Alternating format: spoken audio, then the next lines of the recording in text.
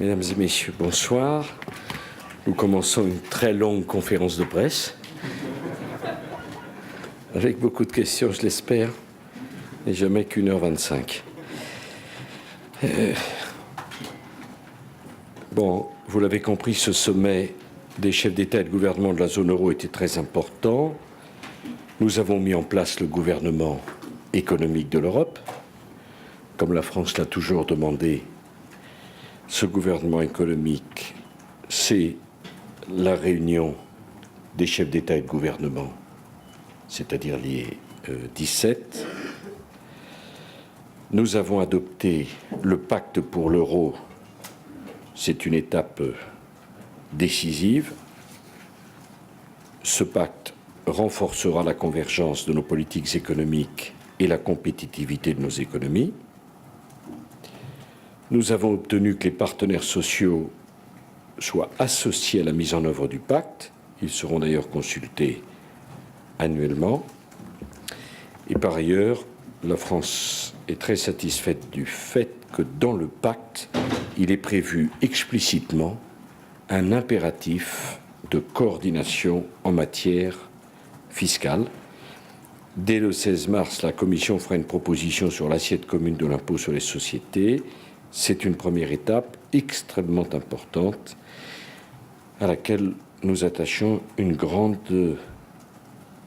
importance. Par ailleurs, nous nous sommes mis d'accord sur la capacité financière et sur la flexibilité de nos instruments. Première décision politique, nous nous sommes mis d'accord pour porter la capacité effective de prêt du mécanisme qu'on appelle EFSF à 440 milliards d'euros. Quant au mécanisme permanent qui succédera en 2013, nous avons décidé de le doter d'une capacité financière de 500 milliards d'euros.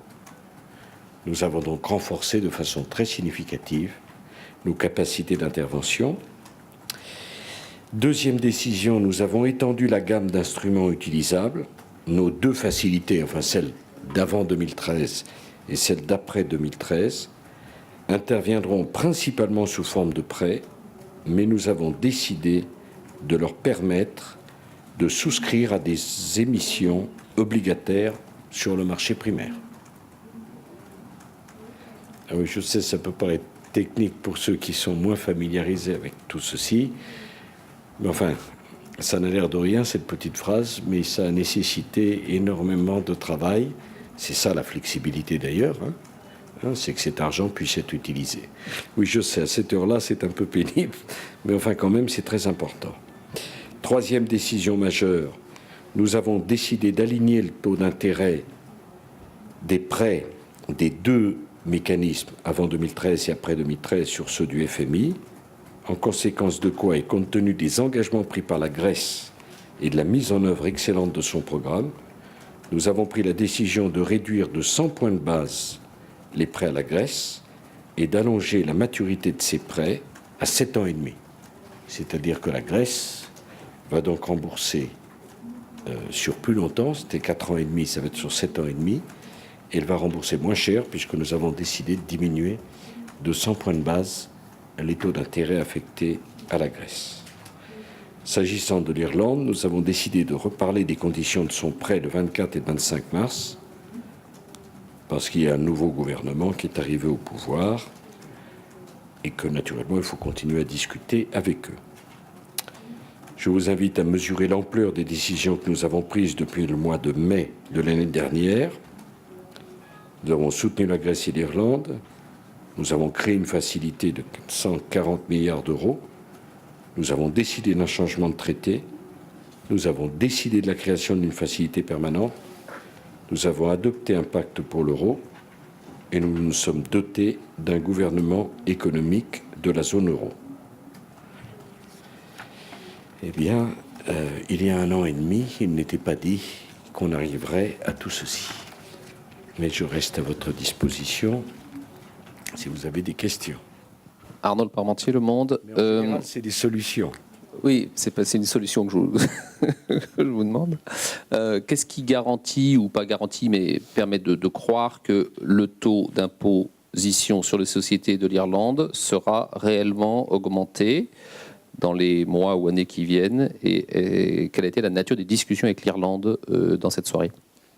C'est un sujet qui est très sensible pour nos amis irlandais, ce que je comprends, il faut parfaitement le comprendre. Mais en même temps, l'ensemble des États membres de la zone euro ont fait valoir que lorsqu'on a la même monnaie, il est normal de converger, que la convergence ne pouvait pas toucher tous les domaines, à l'exception de la convergence fiscale, que la convergence passait d'abord par une réflexion sur les assiettes d'impôts, ne serait-ce que pour pouvoir les comparer, que personne ne demande à l'Irlande d'avoir un taux moyen comparable à celui de l'Europe, mais qu'il était difficile aussi de demander aux autres pays d'aider l'Irlande, et celle-ci de répondre qu'elle entendait garder l'impôt sur les bénéfices des sociétés les plus bas d'Europe. Et donc il y a une discussion qui progresse. Je comprends les problèmes de nos amis irlandais, mais ils doivent comprendre aussi les questions que cela pose chez la totalité des autres États membres de la zone euro. Si vous regardez la Grèce, ils ont baissé les salaires, baissé le niveau des pensions, augmenté les impôts. Si vous regardez le Portugal et l'Espagne, ils en ont fait de même. Tous, nous avons été amenés à faire des efforts. Et ces efforts, l'Irlande, d'une manière ou d'une autre, est certainement convaincue qu'elle devra les faire. Alors je comprends les difficultés auxquelles sont confrontés son gouvernement, mais donc il n'y a pas de certitude, mais il y a un pacte qui prévoit la convergence explicitement, et il y a une demande très claire de l'ensemble des États membres de la zone euro pour qu'il y ait au moins un geste. Monsieur le Président, y a-t-il une conversation spécifique sur la situation du Portugal? Et si tel est le cas, quelles ont été les conclusions, quels messages les partenaires du Portugal lui ont-ils fait passer? Écoutez, en ce qui concerne le Portugal, comme la Grèce, l'ensemble des États membres de la zone euro ont voulu manifester leur soutien sur les conditions très déterminées, très courageuses et très efficaces d'application des plans au Portugal comme en Grèce. C'était donc fort satisfecit qui a été envoyé à ces deux gouvernements.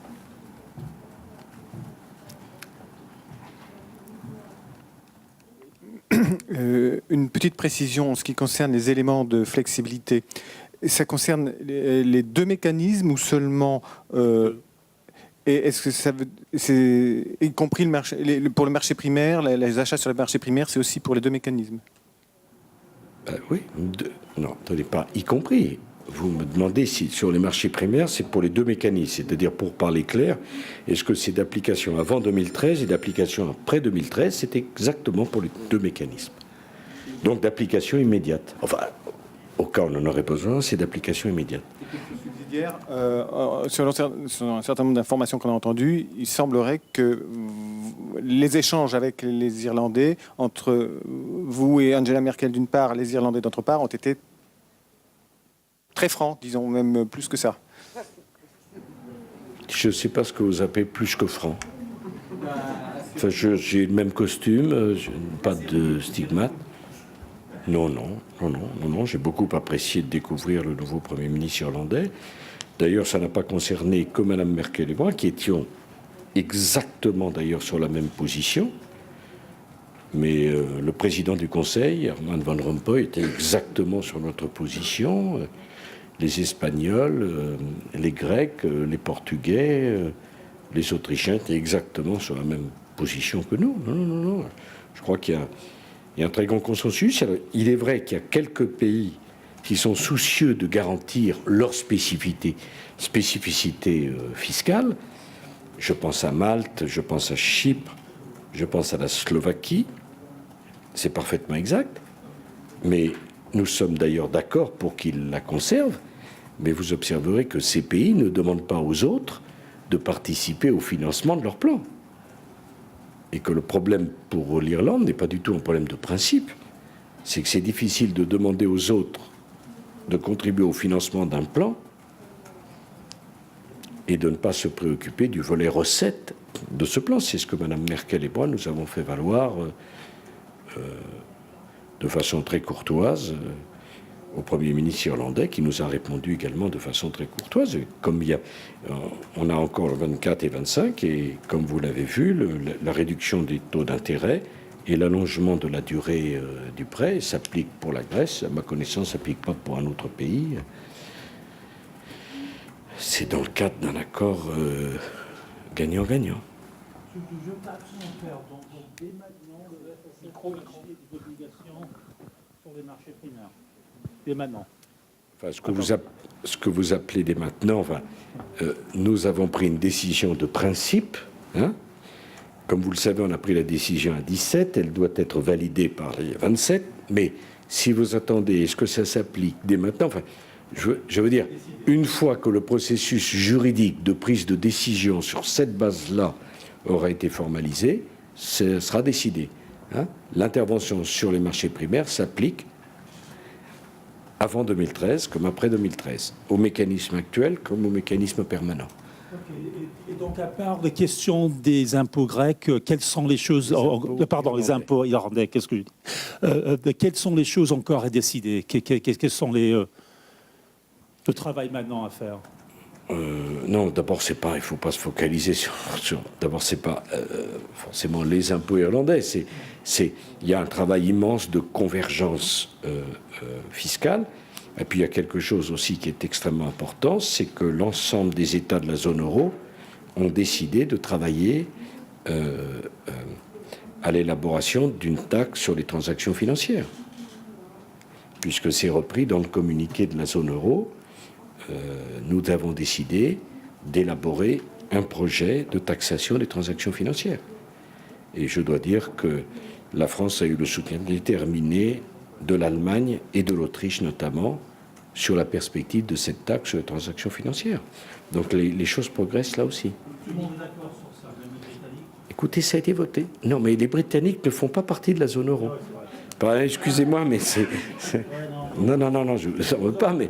Je vous rappelle que cet après-midi, nous étions en sommet de la zone euro, les 17 de la zone euro.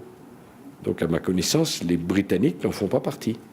Ce sont les 17 de la zone euro, gouvernements de la zone euro, qui ont donc décidé de travailler à la réflexion, à l'élaboration d'un projet de taxation sur les transactions financières. Monsieur le Président, à quel point d'accord êtes-vous parvenu sur deux questions très sensibles, les salaires et les retraites? Dans le pacte, les choses sont précisées. Vous en verrez le détail. Il y a là aussi une volonté de converger. Hein. Chacun dans le cadre de ces négociations nationales, mais sur les retraites, c'est à question démographique, réponse démographique. Et sur les salaires, on a trouvé un compromis avec nos amis belges pour qu'on aille vers une évolution de la politique salariale qui aille plutôt dans le même sens. Voilà, parce qu'il y a certains pays... La France n'est plus concernée, puisque, à mon souvenir, il n'y a que les allocations sociales qui sont sur l'indexation. Les salaires ne le sont plus, mais on a trouvé un équilibre. De la même façon qu'on a changé le nom, c'est Pacte de l'euro, pour la compétitivité et la convergence de nos économies. Ça a permis de trancher le débat entre ceux qui étaient pour la convergence, ceux qui étaient pour la compétitivité. C'est maintenant le pacte pour l'euro.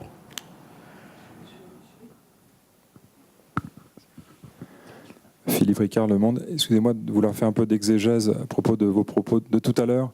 Vous avez mis exactement sur le même plan le Portugal et la Grèce tout à l'heure. Or, la Grèce est déjà sous assistance, le Portugal ne l'était pas. À moins qu'ils soient en train de changer de statut? Non. Pas du tout, non. Vous faites bien de me poser la question, ça évite un malentendu. C'est parce que la question qui m'était posée, c'est quel jugement avez-vous porté sur les différents plans des pays en cause. Donc j'ai été amené à dire que le Conseil de la zone euro a considéré que les mesures portugaises, comme les mesures grecques, allaient vraiment dans le bon sens. Mais comme vous le savez, le Portugal, à ma connaissance, n'est pas candidat à des fonds de la facilité. Hein. Il n'y a que l'Irlande. Bon. Donc, et ils ont à maintes fois dit d'ailleurs que ça ne changerait pas. Mais c'était une appréciation sur les efforts qui ont été faits, hein, pas sur les modalités de financement du plan. Merci de m'avoir permis de le préciser.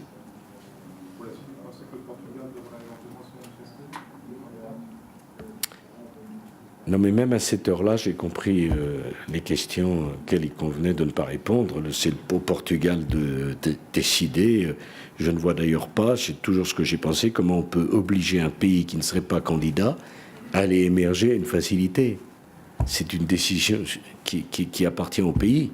Je ne vois vraiment pas comment on pourrait le forcer et sur quels critères. Bon. Et d'autant plus que le plan mis en œuvre par le Portugal et les mesures supplémentaires annoncées pour la Grèce et le programme de privatisation, pour le Portugal, c'est en termes d'exécution budgétaire, nous vont très bien. Donc il n'y a pas de problème de ce côté-là. Une ou deux dernières questions. Après, il faut rentrer. Hein. On parlait là. Hamarajdi.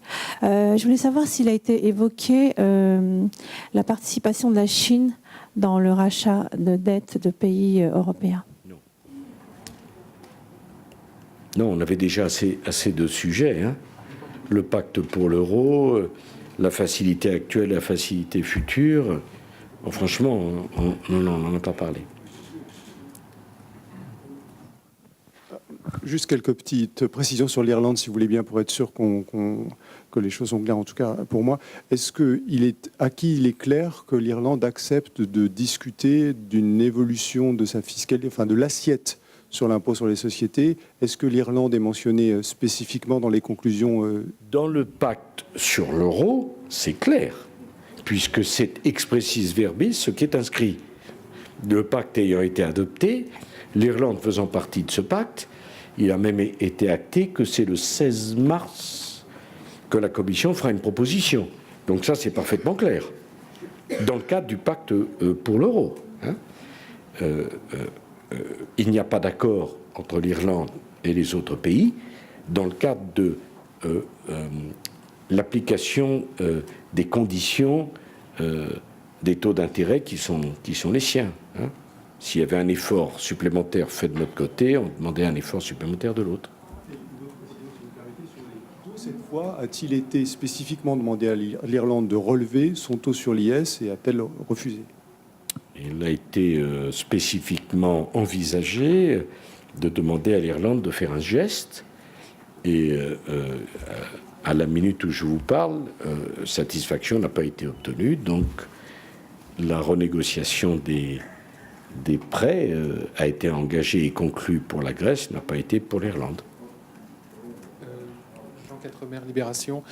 Est-ce que vous êtes toujours aussi fermement engagé et déterminé à ne pas laisser un État de la zone euro faire défaut? C'est-à-dire, est-ce que la restructuration d'une dette publique est toujours aussi fermement exclue, les marchés doutant fortement de la possibilité pour la Grèce, notamment, de faire face à ses obligations? Il n'est pas question qu'on laisse un État de la zone euro faire défaut. Bon. Il n'en est pas question. Nous l'avons toujours dit, nous l'avons toujours martelé. Cela signifierait de graves problèmes pour l'euro. Nous n'en voulons en aucun prix. Il n'en est pas question. Et d'ailleurs, tout ce que met en œuvre la Grèce avec courage et efficience montre bien que le problème ne se pose pas. Donc c'est parfaitement clair. Bonjour Monsieur le Président. Marie Danser à la Croix. Vous avez évoqué la participation des partenaires sociaux à l'élaboration du pacte. Quelle forme ça peut prendre? Eh bien, il est prévu dans le pacte qu'il y aura une consultation chaque année. Ils sont associés à l'application et à la définition de ce plan. Et c'était très important pour la France que la référence aux partenaires sociaux européens soit indiquée. Elle est indiquée. C'était là aussi, ça fait l'objet de nombreuses discussions, mais il y a un consensus, c'était très important. Si un pays ne converge pas, ne respecte pas les critères qui vont être, j'imagine, précisés. Non, maintenant, on s'est doté d'une règle. Chaque pays devra respecter cette règle. Alors, la convergence, c'est un principe. Hein. Après, on n'a pas fixé un calendrier et des normes, mais c'est un principe. On s'est engagé pour un pacte sur l'euro au service de notre compétitivité et de l'intégration de notre politique économique. Par exemple, chaque pays s'engage, avant de prendre une décision importante, à en informer les autres. Hein? Vous imaginez ce que ça aurait pu éviter comme problème si, par exemple, au niveau des politiques salariales dans la fonction publique, ce principe avait été mis en vigueur dès la création de l'euro. Ça aurait évité bien des mauvaises surprises à un certain nombre de pays dont on vient de parler. Parce que si vous regardez les courbes des évolutions dans les différentes fonctions publiques, vous voyez des évolutions extrêmement divergentes. C'est cela qu'on veut éviter. Hein? Donc, il y a vraiment une mise en commun des informations, des rendez-vous d'évaluation. Vraiment, c'est important. Avec votre autorisation, je mettrai bien un terme à cette conférence de presse. Merci, bonne soirée et bon week-end.